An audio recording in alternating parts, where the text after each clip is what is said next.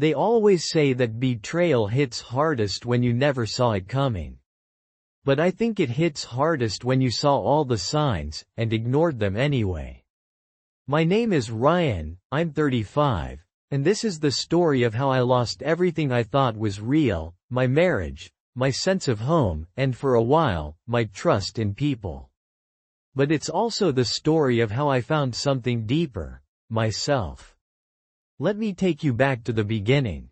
I met Emily in the summer of 2014 at a backyard barbecue hosted by a mutual friend.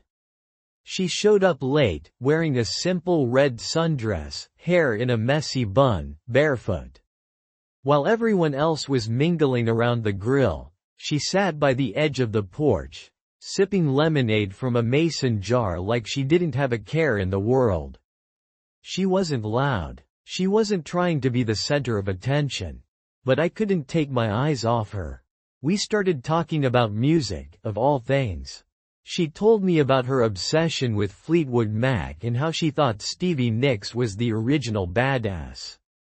I told her about my tragic attempt at learning the guitar in high school. We talked for hours. Everyone else faded into background noise. By the end of the night, I had her number saved in my phone under Emily Sunflower, the sunflower emoji. She wore a little necklace with a sunflower charm, and when I complimented it, she smiled and said, "It reminds me to face the light." We went on our first date a week later. And honestly, I was smitten. She had this way of making the world feel softer. Like somehow, just being around her slowed things down. I'd been working in logistics for years, constantly moving, constantly stressed. But with her, time felt still. 3 years later, we got married. It wasn't a big wedding. Just close friends and family in a vineyard outside the city. She wore her hair down with a flower crown. I remember standing at the altar thinking, how the hell did I get so lucky? Our first year of marriage was almost cinematic. We traveled, Italy, Japan, a cabin in Montana. We made Sunday brunches a tradition. We adopted a golden retriever named Max. We painted the guest room blue, even though we didn't have kids yet. Just in case, she said, smiling. We were happy. At least, I thought we were. I worked a lot. My job in freight operations meant long hours, early flights, and time away. But I always tried to make it up to her. I sent flowers when I traveled. We had date nights. I'd text her cheesy memes during meetings. She'd send me selfies in oversized sweaters with captions like, "Missing you, dork." We weren't perfect, but we were solid. Or so I believed. You never really think it's going to be you. You hear about affairs, divorces, betrayals. They happen to asterisk other people. People who fight all the time, or grow distant, or never really loved each other. Not couples who dance in the kitchen and argue about whether pineapple belongs on pizza. But life doesn't give warnings like that. Sometimes it's the people smiling the hardest who are hiding the deepest fractures. It started small. A missed goodnight text. A new passcode on her phone. The way she started facing the other way in bed. I'd ask if everything was okay and she'd brush it off. Just tired, she'd say, or, work's been a lot lately. I believed her. Why wouldn't I? She was my wife. My person. My sunflower girl. The one who promised to grow old with me. I had no reason to doubt her. Until the reasons became impossible to ignore. But I'm getting ahead of myself. Before the storm, before the unraveling, there was calm. And in that calm, I built my world around her. Around us. We had plans, to buy a bigger house, maybe one with a garden. She talked about starting a design studio. I looked into shifting to regional work so I could be home more. We were building a life. Or at least, I thought we were. I think that's what makes betrayal so cruel. It doesn't just break your heart. It makes you question every memory. Every laugh. Every moment you thought was real. Because once the truth comes out, you start wondering, was it ever real? Or was I just the last one to know? Looking back now, I can say with painful certainty, the cracks were always there. But love has a way of filling in those cracks with hope. With excuses. With denial. And so I did what any man in love would do. I kept believing. Even as the ground beneath me began to shift, I convinced myself it was just a phase. A rough patch. Something we could fix with a weekend getaway or a long talk over wine. But some things can't be fixed. Some damage runs too deep. And the worst part? I didn't even see the wave coming, until it was already crashing down. You never know the exact moment something starts to go wrong. It's not like a light switch flips and suddenly everything is broken. It's more like a slow leak.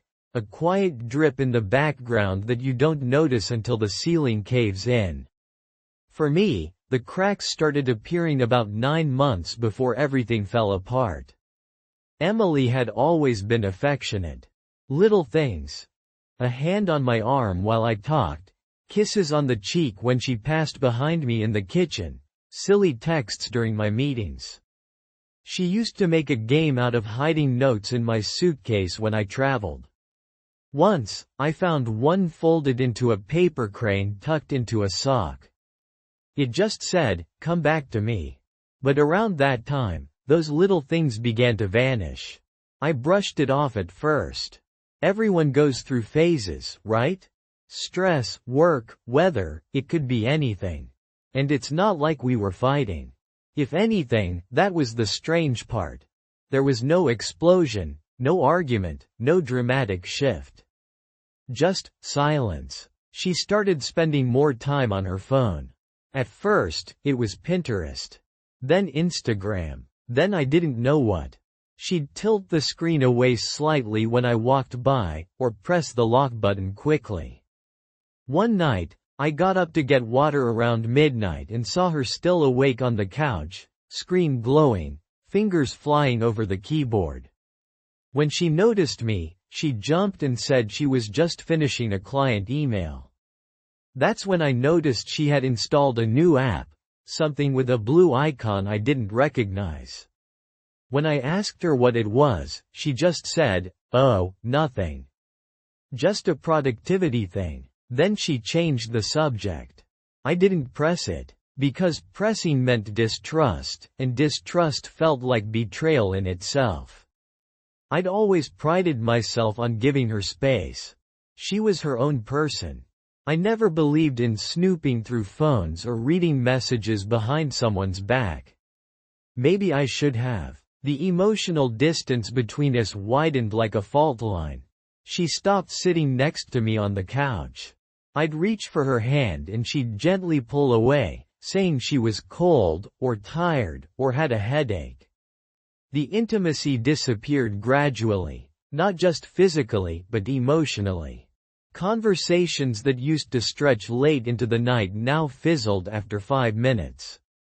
She started going out more, late yoga classes, coffee shop meetings with clients I'd never heard of, gallery visits that ran hours longer than they should have. One time, she came home wearing a new shade of lipstick I hadn't seen before. And when I commented on it, she said, "Oh, this? Found it in an old drawer." Then she wiped it off. She used to tell me everything. Now, I got headlines. Surface-level updates. We became polite roommates instead of partners. I remember one specific night. We were having dinner. Chinese takeout, her favorite, and I tried to tell her about a frustrating meeting I had. Midway through my story, I realized she wasn't listening. She was smiling at her phone. I asked, "What's so funny?" She looked up, startled, and said, "Oh, just a meme." Then put the phone face down. That was the first time I felt something sharp in my gut. Something that wasn't just sadness. It was suspicion. But still, I swallowed it. That's what love does, right? It makes you give the benefit of the doubt. It makes you forgive before you even know what you're forgiving. I tried to fix it. I suggested we go away for a weekend. She said she had too much work. I cooked dinner, lit candles, opened a bottle of wine.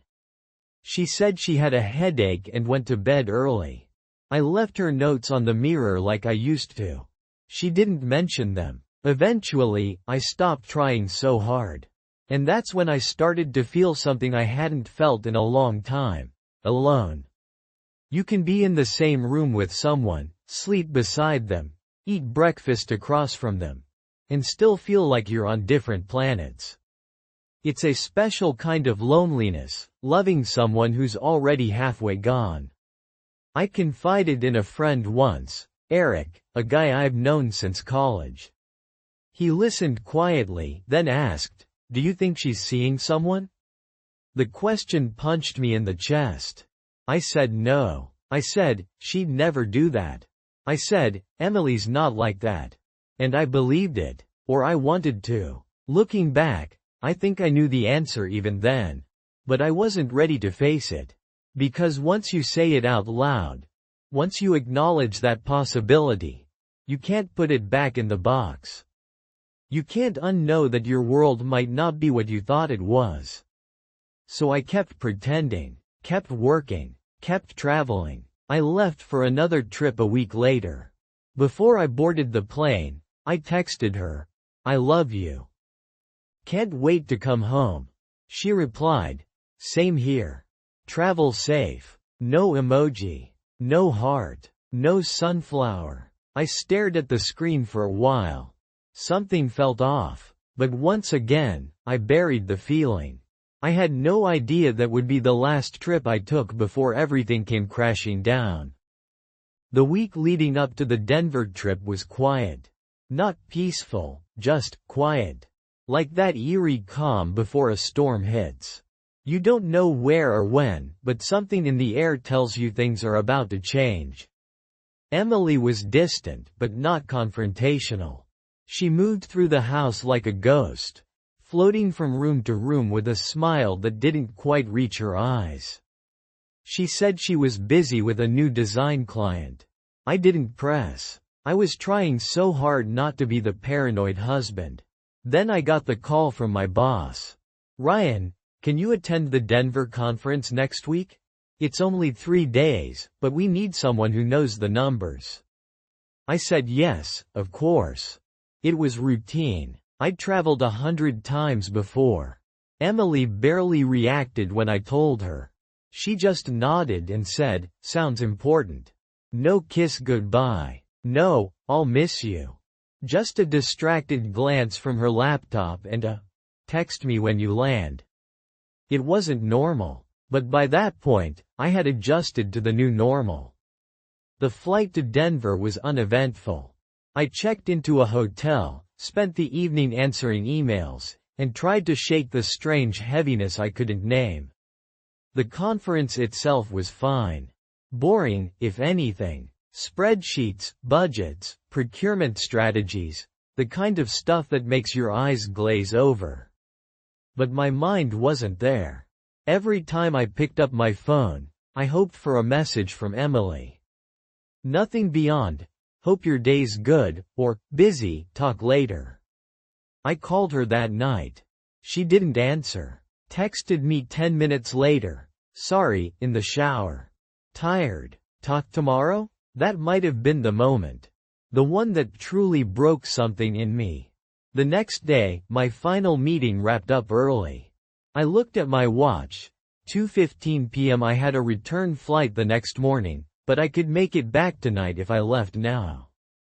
It was impulsive, but I missed her. Or maybe I needed to believe there was still something to come back to. I switched my flight to the 4 p.m. one, sent a quick update to my boss, and grabbed a cab to the airport. Before boarding, I passed by a bakery and saw lemon tarts in the display case, Emily's favorite. Without thinking, I bought a box. I even grabbed a little note card from the register and scribbled, "For my sunflower. Love, R." It felt sweet, romantic. Like I was reclaiming a piece of us. The flight was short. I landed at 6:20 p.m., drove home through traffic, humming an old song we used to play in the kitchen. I was nervous, excited, hopeful. The moment I turned onto our street, I felt something twist in my stomach. Her car was in the driveway. Lights were on upstairs. Music drifted faintly through the windows, something jazzy. But there was also another car parked half a block down. A black sedan I didn't recognize. I tried to shake the unease. Maybe she had a friend over. A client. Something normal. I stepped inside and immediately noticed a second pair of shoes by the door. Men's shoes. Not mine. On the kitchen counter, 2 wine glasses. One half full. A bottle of red. Not the kind Emily and I usually drink.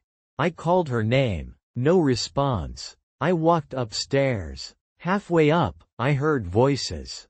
Not angry. Not rushed. Casual. Intimate. Laughter. I stopped in front of the bedroom.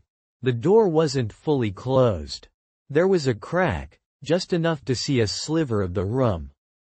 And there she was. Emily. My wife. Lying in our bed, her head resting on the chest of another man.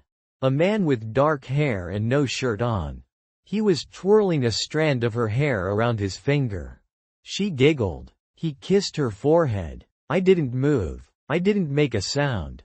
I just stood there, lemon tarts still in my hand. My heart wasn't racing. It had stopped. Completely. I backed away slowly, step by step, like I was leaving the scene of a crime I didn't commit. I didn't want them to hear me. I didn't want to be seen. I wasn't ready for confrontation. I walked out the door, got in my car, and drove. Nowhere specific. Just away. For hours. I don't even remember where I went. I think I parked by a park at some point. Sat there in silence. Just sitting. Staring at the box of lemon tarts on the passenger seat. I remember thinking, she looked happy, asterisk. That was the part one couldn't shake. Not just that she cheated. Not just that she brought another man into our bed. But that she looked relaxed. Comfortable. Like this wasn't a mistake or a one-time thing. Like this was a life she was already living. And I was just the one who forgot to turn off the lights. I didn't go home right away. After leaving the house, I drove around the city aimlessly. No music, no calls, no destination. Just me and the weight of what I'd just seen pressing down on my chest like a cinder block. I couldn't cry. I couldn't scream. I couldn't even think straight. I remember pulling into a 24-hour gas station and just sitting there, watching people come and go. A man in a hoodie bought cigarettes. A couple laughed as they filled up their car. A woman scolded her dog for jumping into the front seat. And there I was. A husband with a box of lemon tarts and a broken life.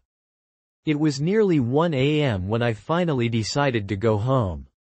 My house. My wife. My bed. I pulled into the driveway slowly, headlights off, heart pounding. Her car was still there. All the lights were out now, except for the dim one above the stove that always stayed on at night. The music had stopped. Silence had taken its place. I opened the door carefully, as if the act itself might cause the whole house to collapse. Inside, the air felt different. Heavier. It smelled like perfume and red wine. And something else. Something faintly masculine that didn't belong to me. I stepped into the kitchen and saw her there. Emily. Wearing pajamas. Hair in a loose bun. A mug of tea in her hands. She looked normal. Like nothing had happened. Like she wasn't the same woman I saw in bed with another man just a few hours earlier. She jumped slightly when she saw me. "Ryan," she said, surprised. "You scared me. What are you doing home?" I didn't answer right away. I set the box of lemon tarts on the counter gently. Watched the condensation collect on the plastic lid. I saw you, I said. Her smile faded instantly. What? I came home early. I saw you. Upstairs. With him. The silence that followed could have shattered glass. Emily's hands tightened around her mug. She didn't speak. Didn't deny it. Didn't ask who I meant. She just stood there, blinking slowly, as if trying to process how much I knew. Then, finally, she said the words that would stay with me forever. So, now you know. Not, I'm sorry. Not, let me explain. Not even, it's not what it looked like. Just, now you know. I stared at her, waiting for more. Waiting for her to crumble, to apologize, to show any sign of regret.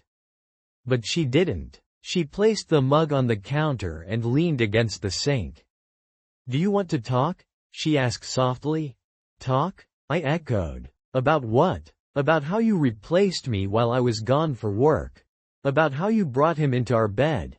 Her expression didn't change. She didn't flinch. She didn't cry. She just nodded slowly. I didn't plan it, she said after a moment. It just happened. I laughed bitterly. Of course it did. He made me feel. She stopped. Bit her lip. He noticed me. He listened. Things haven't felt right between us for a while. Then why didn't you say something? I snapped. Why didn't you tell me instead of sneaking around like a coward? Her eyes finally met mine. Because I didn't want to hurt you. I almost lost it right there. The sheer absurdity of it. You didn't want to hurt me? I repeated. Emily, you've been lying to me. Sleeping with someone else. In our house. While I was away trying to build a future for us. She didn't respond. Was it just him? I asked. Or were there others? Her face twitched slightly. Just him. How long? 5 months. 5 months. That's nearly half a year. That's birthdays and holidays and late-night conversations where she kissed me goodnight and said she loved me, all while living a lie. I leaned on the counter for support. I felt like the floor might give out. Who else knows? I asked. She hesitated. My sister, she admitted. And, Michelle, our mutual friend. She came to our house for game nights. She held my hand during that rough patch when Emily's mom was in the hospital. She looked me in the eye, knowing this entire time. The betrayal wasn't just Emily. It was everyone who stayed silent. I need you to leave, I said. Emily looked surprised. What? I can't look at you right now. I can't be in this house with you. Ryan, go to your sister's. Go to a hotel. I don't care. Just go. She stood frozen for a moment. Then nodded. She walked upstairs without another word. I sat at the kitchen table. The lemon tarts still sat unopened. I stared at them, wondering how something so sweet could become a symbol of something so bitter. A few minutes later, I heard the front door close. And then I was alone. Alone in a house that no longer felt like home. Surrounded by walls that had heard too much. Under a roof that had sheltered lies. I didn't sleep that night. I just sat there, in the silence, in the wreckage, trying to figure out what came next. The next morning, I woke up on the couch with a stiff neck and a heavier heart. The house was still, like it was holding its breath, waiting for me to make the next move. Emily was gone. She hadn't taken much, just a bag, her laptop, and the keys to her car. The silence was different now. Not peaceful. Hollow. I stared at the lemon tarts on the counter. They were still there, untouched, like a reminder of how clueless I'd been. I picked them up and tossed them into the trash. That was the first thing I let go of. I called into work and took the rest of the week off. There was no way I could focus on procurement strategies or logistics reports when the foundation of my life had collapsed. I wasn't ready to tell anyone, not yet.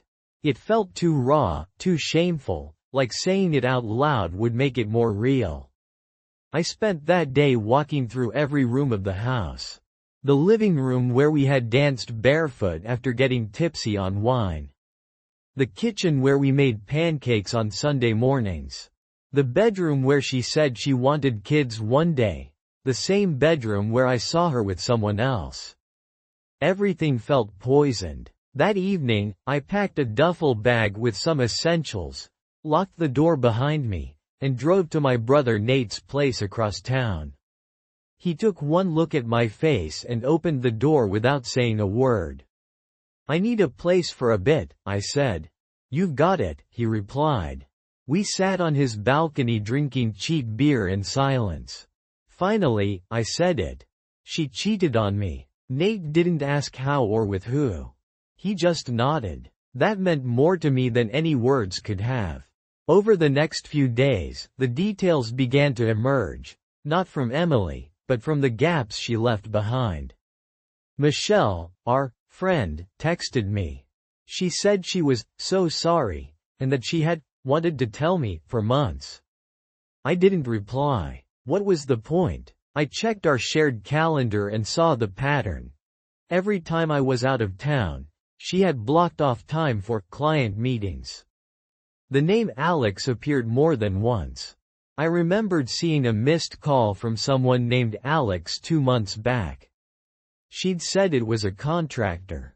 The lies weren't just in the bedroom. They were embedded in our routines, our plans, our supposedly honest life. Emily emailed me 3 days later. Greater than, "I know you probably hate me. I don't blame you. I never meant for it to happen this way. I was confused. Lonely. You were always gone. I know that's not an excuse, but I needed to feel something. I don't even know if he means anything.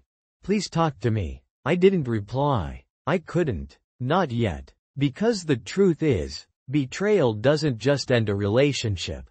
It unravels your identity. You start to question everything, not just your partner, but yourself. Was I too distant? Too trusting? Did I miss something obvious? Was I not enough? I spiraled for a while. Stayed up all night, staring at the ceiling. I replayed every moment, every conversation, every trip I took while she was home with him. I started therapy. Nate insisted. At first, I didn't want to talk to a stranger. But I was drowning, and even strangers throw lifelines. The therapist, her name was Clara, told me something that stuck with me. Greater than betrayal says more about them than it ever will about you. I clung to that sentence like a life raft. Eventually, I told my parents. They were heartbroken. My mother cried. My dad went quiet. The kind of silence that comes from trying to hold in rage. Emily reached out again 2 weeks later. This time she asked if I would meet her, just to talk. I said yes. We met at a coffee shop halfway between Nate's place and our old neighborhood. She looked tired, thinner. Her hair was tied back, and she wore no makeup. For a moment, she looked like the girl I met 10 years ago. And for a second, I felt a pang of something, sadness, nostalgia, I don't know.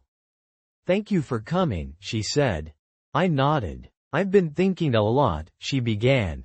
"About what I did. About how I hurt you. There's no excuse. I don't expect you to forgive me." "Then why did you ask to meet?" I said calmly. "Because I need you to know. I did love you," she said. "I still do. But somewhere along the way, I stopped showing it.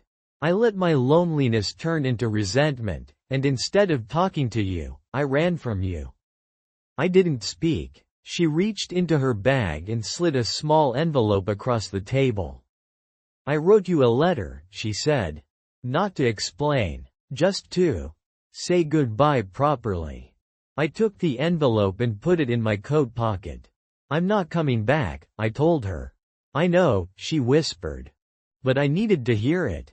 We sat in silence for a while, sipping coffee that neither of us finished. Then I stood up, nodded, and walked away. I didn't look back. Later that night, I opened the envelope. It was handwritten, 5 pages of memories, regrets, and apologies. It was beautifully written. Painful. Honest, maybe. But it didn't change anything. Some things, once broken, can't be put back together. After the coffee shop meeting with Emily, something inside me went quiet. Not numb exactly, but still. Like my body knew the fight was over, even if my mind hadn't caught up yet. I moved back into my own apartment a few days later, a small one-bedroom on the other side of town. Nothing fancy. Just clean walls, quiet neighbors, and no memories hiding in the corners. I didn't take much from the house. A few clothes, some books, my laptop. I left behind our wedding photos, the dishes we picked out together, the blanket she knitted the first year we were married. I left behind a version of myself, too. The days blurred together for a while. I'd wake up, make coffee, scroll my phone, and stare at emails I had no energy to answer. I went to therapy twice a week. Clara, my therapist, became one of the few people I could talk to without filtering my thoughts. Grief isn't just for death, she said during one session.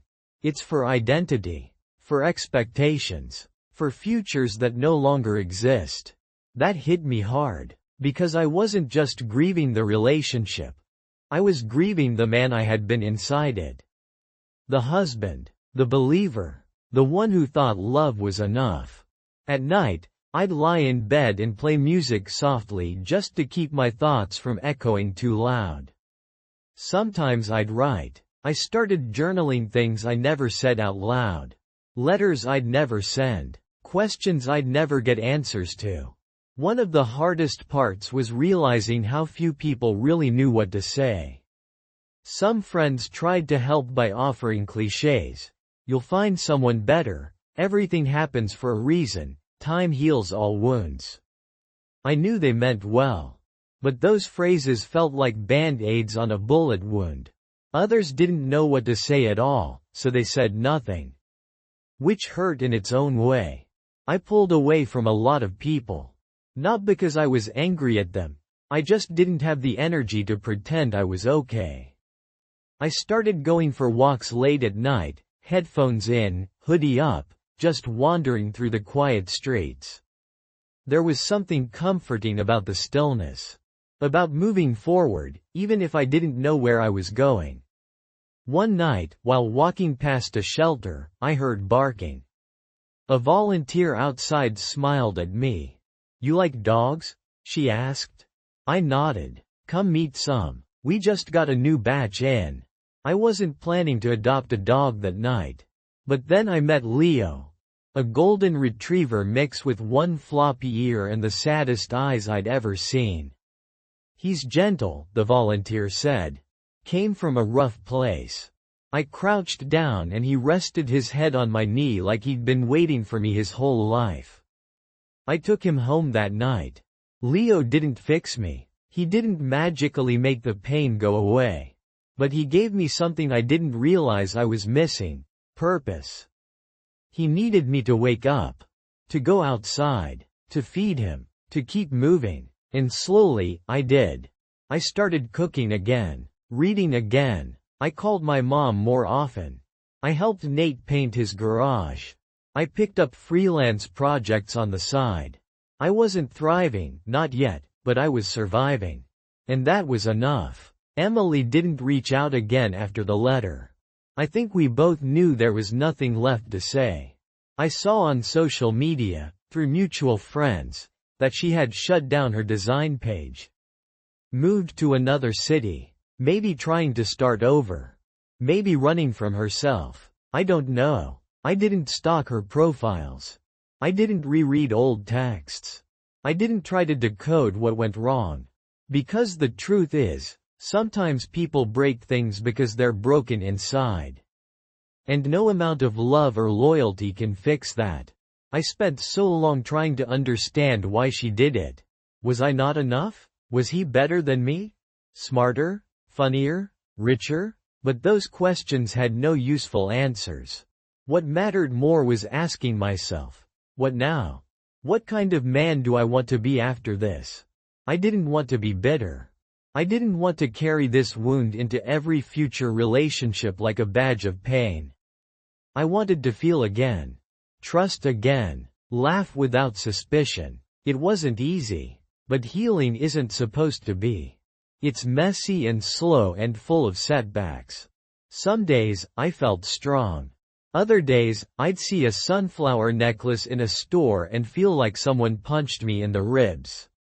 But with time, and Leo, and Clara, and a few real friends who never left, I began to breathe easier. And one morning, 6 months after I left that house for good, I woke up, made coffee, and realized I hadn't thought about her in 3 days. That felt like victory. It's strange how healing doesn't arrive like thunder. It doesn't crash into your life with fanfare. It doesn't announce itself with a revelation.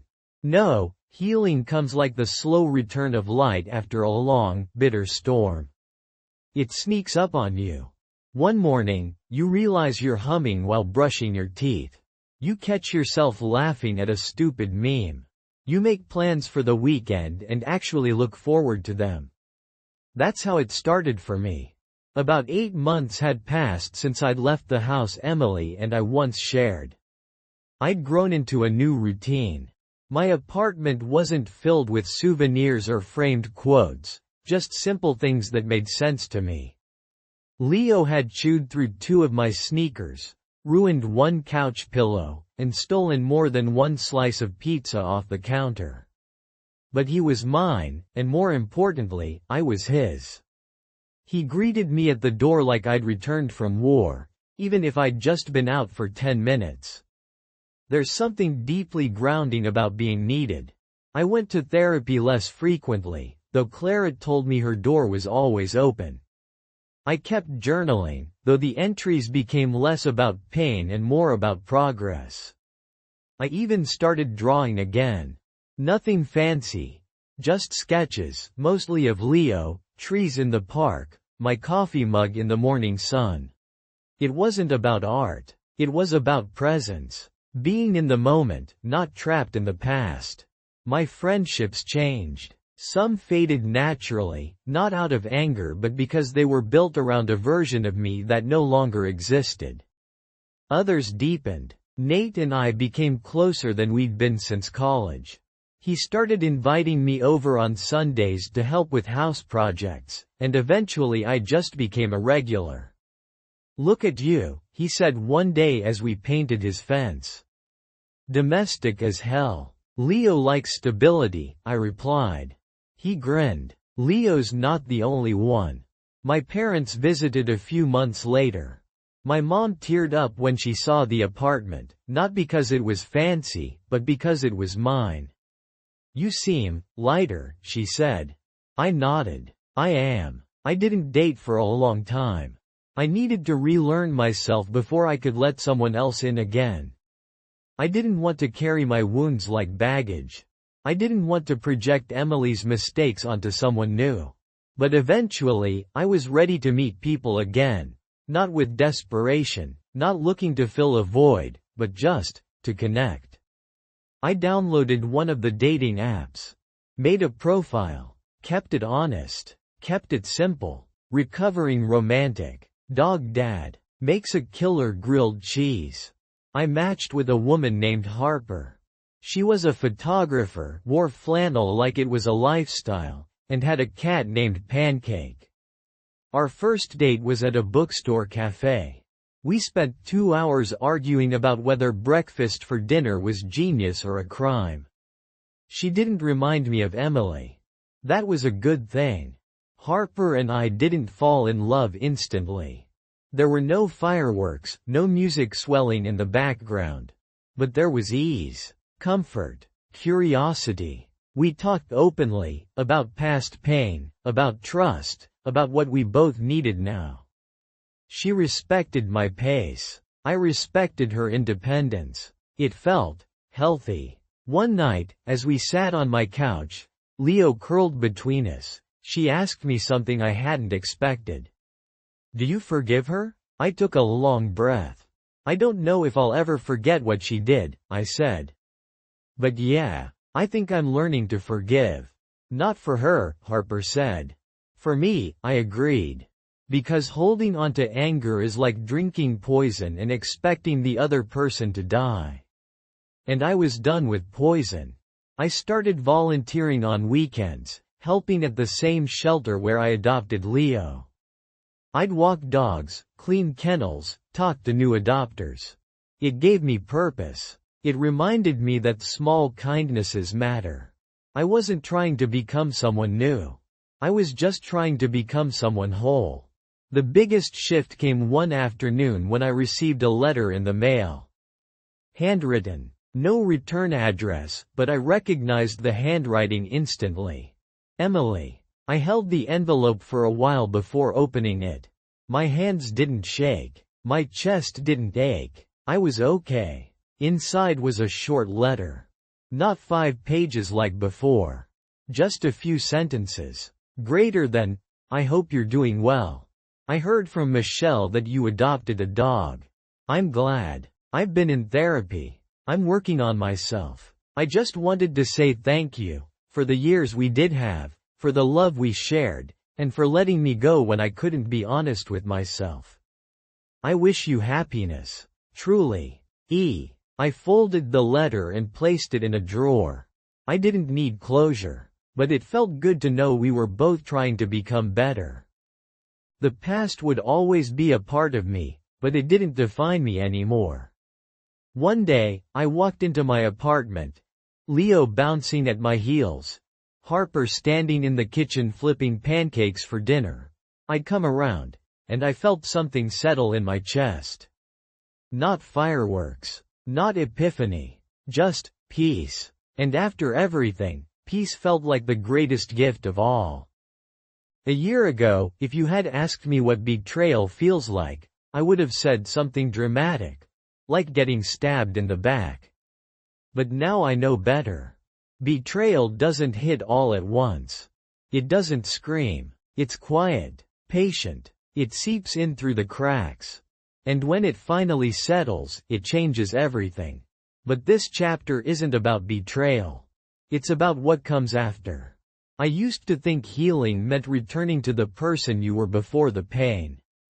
I don't believe that anymore. Healing isn't about going back. It's about becoming someone new. Not in spite of the hurt, but because of it. For a long time, I hated the word victim. It made me feel powerless. But the truth is, I was a victim. Of lies. Of broken trust. Of someone else's unresolved emptiness. The difference now is, I'm not stuck there. What betrayal taught me is this. You can lose everything you thought was solid, your marriage, your plans, your belief in someone, and still be okay. You can feel anger without becoming bitter. You can feel sadness without drowning in it. You can remember what happened without letting it define who you are. I've learned that trust is not blind. It's a decision, a process, a risk, and that's okay. I've learned that love should feel safe. Not like something you have to constantly earn or chase. I've learned that being alone isn't failure. In fact, being alone is sometimes the greatest act of self-respect. I've learned that the people who stand beside you when everything falls apart, they're your people. And sometimes, they are few. But they are enough. I've learned that forgiveness isn't for the other person. It's a gift you give yourself. So you can move on without carrying their mess like it's yours. And most of all, I've learned that endings aren't failures. They are beginnings in disguise. It's easy to romanticize the past. To remember only the good, to paint over the bad.